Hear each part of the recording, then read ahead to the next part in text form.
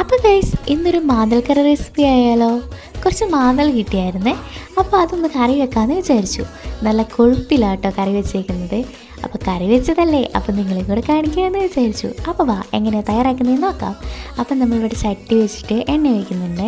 കടുകൊക്കെ പൊട്ടിച്ച് അതിലിട്ട് വെളുത്തുള്ളിയും ഇഞ്ചിയും പിന്നെ നമ്മുടെ കറിവേപ്പിലയും കൂടി ഇടുന്നുണ്ട് കേട്ടോ. നമ്മുടെ ഇവിടെ മൺചട്ടിയാണ് എടുത്തേക്കുന്നത്. ഈ മൺചട്ടിയിൽ കറി വെച്ച ഒരു പ്രത്യേക രസമാണെന്നേ.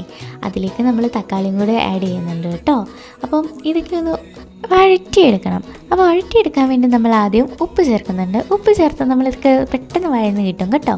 അപ്പം നമ്മൾ ഉപ്പൊക്കെ ചേർത്ത് നല്ലപോലെ ഒന്ന് ഇളക്കിയിട്ടൊന്ന് കുറച്ച് സമയം ഒന്ന് വേഗം വെച്ചായിരുന്നേ. എന്നിട്ട് അതിലേക്ക് നമ്മുടെ ഫിഷ് മസാലയും മഞ്ഞൾപ്പൊടിയും കാശ്മീരി മുളക് പൊടിയും നമ്മുടെ സാധാ മുളക് പൊടി ഇടുന്നുണ്ട് കേട്ടോ. ഇതിന് നല്ല എരിവുണ്ട്, അതുകൊണ്ട് കുറച്ച് ഇട്ടിട്ടുള്ളേ. പിന്നെ നമ്മൾ മല്ലിപ്പൊടി 2 ടേബിൾ സ്പൂൺ ഇടുന്നുണ്ട്. എന്നിട്ട് ഇതൊക്കെ നന്നായിട്ടൊന്ന് മൂപ്പിച്ചെടുക്കണം. ആ എണ്ണയിൽ ഇതൊന്ന് മൂത്ത് വരുമ്പോൾ ഒരു മണം വരുമല്ലോ, ആ മണം വരെ മൂപ്പിച്ചെടുക്കണം. എന്നിട്ട് നമ്മുടെ വാളംപുളി ഇവിടെ വെള്ളത്തിയിട്ട് വെച്ചായിരുന്നേ.